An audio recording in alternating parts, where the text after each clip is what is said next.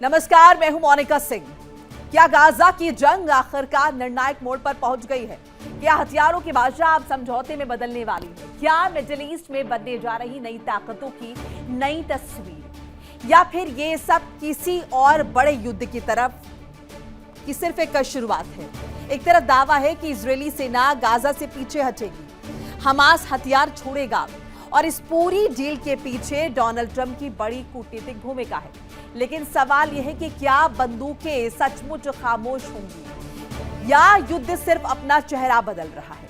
दूसरी तरफ Donald Trump के बयान से इराक ने दूरी बना ली है।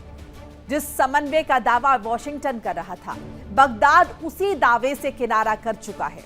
इराक ने सीधे सीधे कह दिया है कि इसमें उसकी कोई भागीदारी नहीं थी। भागीदारी तो दूर, हमले की जानकारी तक नहीं थी। ऐसे में सवाल उठने लगे हैं कि क्या अमेरिका का सबसे महत्वपूर्ण क्षेत्रीय साझेदार अब उसके साथ खड़ा नहीं दिखना चाहता? उधर लाल सागर और अरब सागर में हूती का खतरा लगातार बढ़ रहा है। मिसाइल, ड्रोन और समुद्री हमलों के बीच अब 14 देशों की नौसेनाएं एक साथ मैदान में उतर चुकी हैं। क्या यह सिर्फ समुद्री सुरक्षा अभियान है या ईरान समर्थित ताकतों के खिलाफ एक बड़ा सैन्य मोर्चा तैयार हो चुका है? और सबसे बड़ा सवाल तो ये, क्या चीन चुपचाप ईरान की ताकत बढ़ा रहा है? क्या बीजिंग से तेहरान तक मिसाइल्स की नई सप्लाई की तैयारी है? क्या अमेरिकी खुफिया एजेंसीज को इसकी भनक लग चुकी है? अगर चीन खुलकर ईरान के साथ खड़ा हुआ तो क्या मिडिल ईस्ट का संकट सीधे अमेरिका और चीन की रणनीतिक टक्कर में बदल जाएगा?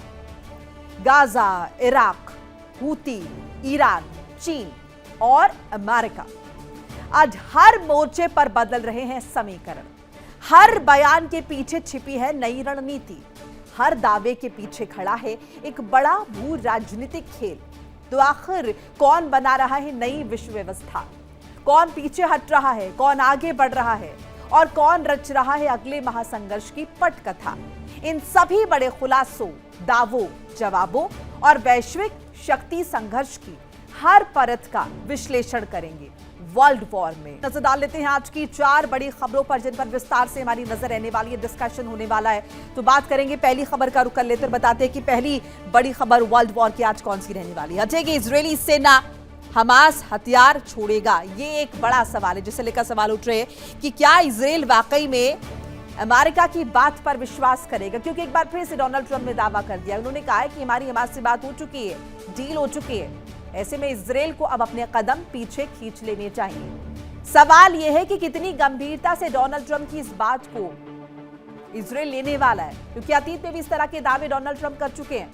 और दूसरी तरफ अगर हम बात करते हैं, जिस तरीके से लेबनान में भी अटैक्स हो रहे थे, वहां भी डोनाल्ड ट्रंप ने इजराइल से कहा था कि वह हमले ना करें, लेकिन इजराइल ने बात नहीं मानी थी, नेतन्याहू ने बात नहीं मानी थी। ऐसे में इस कंडीशन में क्या वाकई में इजरायली सेना वहां से हटेगी? क्या रहने वाली है रूपरेखा इस पूरी खबर की? इस पर विस्तृत से डिटेल में हम बात करने वाले हैं अगले कुछ देर में। लेकिन दूसरी खबर आपको बता रहे थे जिस पर आज हमारी नजर रहने वाली है, वो है ट्रंप के बयान से किनारा, इराक साथ क्या छोड़ रहा है? क्या इराक ने किनारा कर लिया है? विश्वसनीय देश है इराक अमेरिका का, लेकिन इस सिनारियो में क्या नजर आ रहा है? ट्रंप के बयान से किनारा। अब देखिए, ट्रंप ने ये जो स्टेटमेंट दिया है, इससे इराक ने कहीं ना कहीं दूरी बना ली। ऐसे में एक बार फिर से सवाल खड़े हो रहे हैं। अब ये कह रहा है इराक की उसे ये नहीं पता कि उसकी जमीन पर क्या हो रहा है, किस तरीके से यहां पर जो प्रॉक्सीज है उन्हें अटैक किया जा रहा है, क्योंकि इराक ये बखूबी जानता है कि अगर उसने इस बात को कबूला तो सीधे सीधे दुश्मनी उसकी ईरान से होगी। तीसरी खबर का रुख कर लेते हैं जिस पर डिटेल में हम बात करने वाले हैं। हूती का खतरा, उतरी 14 देशों की सेना। अब ये जो 14 देशों की सेना की बात है, इसे लेकर क्या स्थिति बन रही है? हूती का खतरा क्योंकि मंडरा रहा है, अब सऊदी अरब ये दावा कर रहा है कि उसने 14 देशों का आह्वान किया है जो कि मदद के लिए आ गए। हॉर्मुज़ स्ट्रेट के बाद बाब मंडेब, जो कि दूसरा एक ऐसा बड़ा, अगर हम देखें, स्रोत है जहां से एक्सपोर्ट हो रहा है, और ऐसे में वहां भी ईरान के जो प्रॉक्सीज है वो खतरे की तरह यहाँ पर बने हुए हैं। और ऐसे में सऊदी अरब ने अब आह्वान किया है कि तमाम जो 14 देश हैं वो उसकी सेना लेकर आके मदद कर रहे हैं। हालांकि इन 14 देशों की तरफ से पुष्टि नहीं की गई है, लेकिन देखना होगा इस खबर में कितनी सच्चाई है। क्या वाकई में ये तमाम देश सऊदी अरब के आह्वान पर यहाँ पहुंच रहे हैं क्योंकि इससे पहले अगर हम देखें, अगर हम होर्मुज की बात करते हैं, वहां पर भी तो डोनाल्ड ट्रंप द्वारा आह्वान किया गया था, मांग की गई थी कि बाकी देश आए और इंटरवीन करें ताकि यहां से जो एक्सपोर्ट इंपोर्ट रुका हुआ है वो एक बार फिर से बहाल हो पाए, जो ऊर्जा संकट दुनिया भर में बना हुआ है वो खत्म हो पाए। लेकिन वहां पर कोई देश नहीं उतरा। ऐसे में ये जो दावा किया जा रहा है, इस दावे में कितनी सच्चाई है, हूती के खतरे के बीच, ये देखना भी महत्वपूर्ण होगा। बाबल मंडेप की क्या स्थिति जो है वो बनती हुई नजर आ रही है। अगली खबर का रुख करते हैं, जिस पर डिटेल में हम बात करने वाले हैं, चर्चा करने वाले हैं। तो ईरान को मिसाइल देगा चीन, यूएस को भनक। अब देखिए, चाइना किस तरीके से ईरान को सपोर्ट कर रहा है ये हम बखूबी जानते हैं और यही स्थिति रशिया के साथ भी है। लेकिन अभी पिछले दिनों जब इजराइल ने बाकायदा ये सूचना डोनाल्ड ट्रंप को दी थी कि चाइना लगातार मदद कर रहा है, रशिया की तरफ से भी मदद की जा रही है, तो डोनाल्ड ट्रंप ने धमका दिया था। उन्होंने कह दिया था कि चाइना और रशिया हथियार ना दें ईरान को, किसी भी तरीके की मदद ना करें। लेकिन यहां पर अब ये जो सूचना मिल रही है, जिसकी भनक भी डोनाल्ड ट्रंप को लग चुकी है, तो क्या डोनाल्ड ट्रंप की धमकी का कोई इंपैक्ट नहीं है चाइना पर? क्योंकि इस तरह की बातें भी आ रही है कि प्रतिबंध लग जाएगा चाइना पर और आगे जाकर जो स्ट्रेस है वो और ज्यादा बढ़ेगा। लेकिन इन सब से बेखबर चाइना लगातार ईरान को मदद कर रहा है, जिस तरह की खबर मिल रही है, और ये भनक अमेरिका को भी लग चुकी है। ऐसे में अमेरिका का अगला कदम क्या होने वाला है ये देखना महत्वपूर्ण होगा। इस पर डिटेल में हम बात भी करने वाले हैं। डोनाल्ड ट्रंप का बड़ा ऐलान, गाजा में बनेगी अब नई सरकार, गाजा से अपनी सेना वापस बुलाएगा इजराइल। ट्रंप ने बताया वोट ऑफ पीस को मिली है बड़ी कामयाबी। इन सब के बीच डोनाल्ड ट्रंप का एक और दावा जो कि फेल हो गया है, ईरान को चीन देगा 400 एयर डिफेंस मिसाइल्स। चीन ईरान हथियार डील से अमेरिका में हड़कंप है। डोनाल्ड ट्रंप परेशान है कि मैंने तो धमकाया था कि चाइना ना करे ईरान की मदद, क्योंकि एक तो ईरान वैसे कंट्रोल में नहीं है और जिस तरीके से उसे हथियार प्रोवाइड कर रहा है चाइना, ऐसे में तो ईरान को घुटनों पर लाना नामुमकिन है। दूसरी तरफ अगर आप देखेंगे तो अमेरिका में हथियारों की कमी है। अब देखिए, ईरान को चीनी मैनपेट्स की सप्लाई की खबर मिल रही है। ऐसे में क्या स्थितियां बन रही हैं, कैसे डील करेगा चाइना के साथ अमेरिका, देखना होगा। इन सब के बीच गालिबाफ का अमेरिका पर बड़ा हमला। अमेरिका हर दिन नया अपराध कर रहा है, ये गालिबाफ ने कहा। आम लोगों के घरों पर हमले का आरोप है।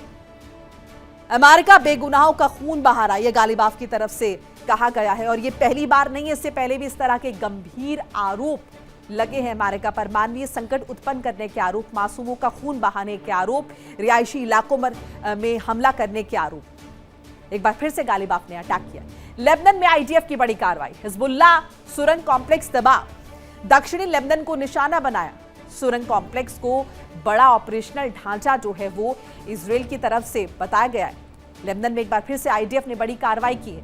अब देखिए, एक तरफ बातचीत चल रही है बैक चैनल अमेरिका और ईरान के बीच, और ये कह चुका है ईरान की सभी मोर्चों पर युद्ध खत्म होना चाहिए। लेकिन इससे बेखबर या फिर कहे कि इससे एकदम अलग जो है इजराइल अपने काम पे लगा हुआ है। लेबनान में लगातार एक्शन जो है वो इजराइल का देखने को मिल रहा है। लेबनान में आईडीएफ की बड़ी कार्रवाई है। हिजबुल्लाह सुरंग कॉम्प्लेक्स तबाह हुआ है, दक्षिणी लेबनान को निशाना बनाया गया। सुरंग कॉम्प्लेक्स को जिसको अटैक किया गया है उसको बताया गया है बड़ा ऑपरेशनल ढांचा, और इसी कारण से इसे निशाना बनाया गया। अब देखिए, सेंटकॉम ने आईआरजीसी के 3 दावों को झूठा बता दिया है। होर्मुज पर ईरानी दावे को खारिज कर दिया है। अमेरिकी F-35 नष्ट होने का दावा गलत है, ये सेंटकॉम की तरफ से कह दिया गया। कोई अमेरिकी विमान क्षतिग्रस्त नहीं हुआ, ये सेंटकॉम की तरफ से कह दिया गया। अब एक नैरेटिव वॉर जो हम देख रहे हैं डे 1 से, वो एक बार फिर से उसी कड़ी में इस खबर को आप देख सकते हैं कि किस तरीके से एक दूसरे को कमतर दिखाने की कोशिश भी की जा रही है। आईआरजीसी ने दावा किया, लेकिन इन दावों को सेंटकॉम झूठा बता रहा है, गलत बता रहा है, आधारहीन बता रहा है। सेंटकॉम ने इन दावों को पूरे तरीके से खारिज कर दिया। वहीं देखिए, 7 अक्टूबर 2023 जिस दिन हमास के हमले ने इजराइल को झकझोर दिया था, उसी दिन से गाजा बारूद, बम और बर्बादी का मैदान बन गया है। लेकिन अब लगभग 3 साल बाद दावा किया जा रहा है कि वही हमास जिसने इजराइल को खुली चुनौती दी थी, अब हथियार डालने को तैयार है। अमेरिकी राष्ट्रपति डोनाल्ड ट्रंप का दावा है कि उनके बोर्ड ऑफ पीस ने ऐसी डील करवा दी है जिसमें हमास हथियार छोड़ देगा। इजरायली सेना गाजा से चरणबद्ध तरीके से पीछे हटेगी और गाजा में नई फिलिस्तीनी सरकार बनेगी। लेकिन सबसे बड़ा सवाल यही है कि क्या वाकई युद्ध खत्म होने वाला है या ये भी मिडिल ईस्ट की एक और अधूरी डील साबित होगी। और सवाल ये भी कि क्या इजराइल पीछे हटेगा, क्या हमास हथियार छोड़ेगा।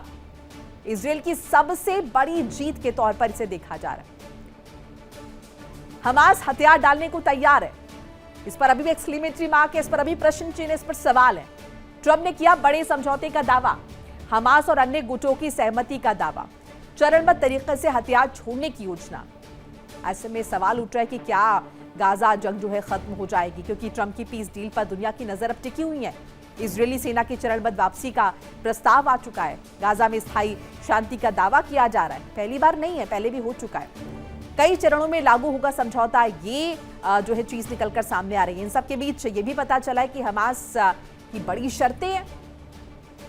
हमास की शर्तें क्या, वो भी आपको बता दें।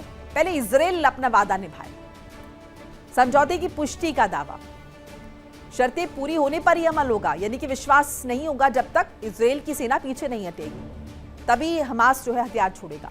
इसके साथ ये भी कह दिया गया उल्लंघन अगर हुआ तो समझौता भी रुकेगा। इन सब के बीच सवाल ये कि अब गाजा का क्या होगा। नई फिलिस्तीनी सरकार की तैयारी, नए प्रशासन की रूपरेखा, आम नागरिकों के लिए नई शासन व्यवस्था, अंतर्राष्ट्रीय निगरानी में संचालन होगा। एक और चीज जिस पर सोचने की जरूरत है वो ये कि हमास हथियार किसे सौंपेगा।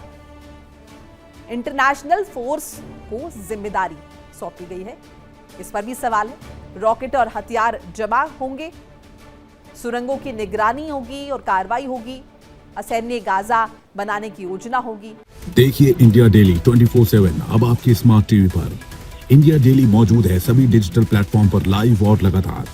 इंडिया डेली 24/7 हर दिन राष्ट्र को समर्पित।